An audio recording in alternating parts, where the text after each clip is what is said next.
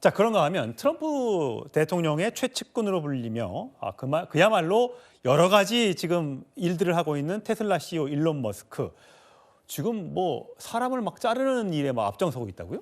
맞습니다. 이 일론 머스크가요, 이 측근들이 인사관리처를 장악을 해서 일부 직원들의 전산 시스템 접근을 차단하고 이메일을 이제 보냈다라고 하는데요. 예. 그 이메일에는 퇴직 보상 계획을 설명하고 조기 퇴직을 권고하는 내용이 담겼습니다. 아무리 미국이 뭐 해고가 자유로운 나라라고 하지만 이메일로 이렇게 해고를 하는 거예요? 그렇습니다. 그런데 이제 여기에 일론 머스크가 개입이 되어 있다라는 의혹이 나올 수밖에 없는 것이요. 이메일의 제목이 갈림길입니다. 그런데 2022년 당시에 이 일론 머스크가 당시 트위터를 인수하고 대거 직원들을 해고하면서 보낸 이메일의 제목이 갈림길이었거든요. 맞습니다. 그렇기 때문에 결국 일론 머스크의 머리에서 이런 계획이 나온 것이다라는 이야기가 나옵니다.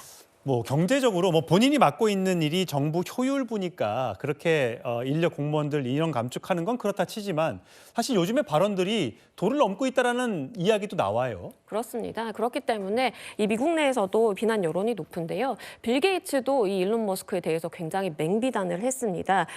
일론 머스크가 한 나라의 정치적인 권력을 가지고 좌지우지할 수 있는 것은 정말 멍청한 짓이다라는 이야기까지 했고요. 그러면서 미국 동맹국들의 정치에도 개입하는 것에 우려의 목소리를 내기도 했습니다. 독일의 극우 정당을 지지했던 거죠. 그렇습니다. 이 독일의 극우 정당을 지지하고요. 그리고 트럼프의 동맹이면서 우익인 영국 개혁당 대표의 나이젤 페리지를 맹비난했거든요. 예. 그런 부분에 대해서도 우려의 목소리를 표했습니다.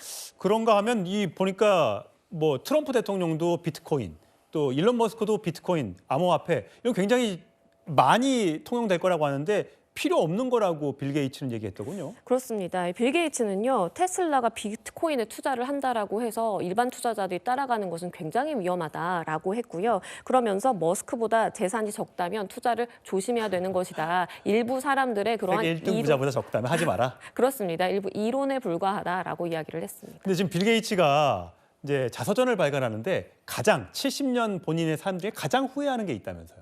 그렇습니다. 아내와의 이혼을 꼽았는데요. 아내와 이혼을 한 지 한 3년 정도가 됐습니다. 그런데 이제 아내 멀린다에 대해서 이야기를 하면서 이제 가장 후회된다. 본인의 잘못으로 이혼을 하게 됐다라고 이야기를 하기도 그때 했습니다. 어떤 잘못 있었죠? 이 언론에 공개된 바에 따르면 이 빌 게이츠의 외도 탓에 이혼을 하게 됐다라고 하고요. 두 사람 사이에 이제 3명의 자녀를 두고 27년의 결혼 생활을 했는데 이런 외도로 인해서 마무리가 됐다라는 점에 대해서 굉장히 아쉬움을 남겼습니다. 예, 조광지철을 벌이면 고민하게 된다는 얘기를 다시 한번 떠올리게 되는 그런 이야기인 것 같습니다.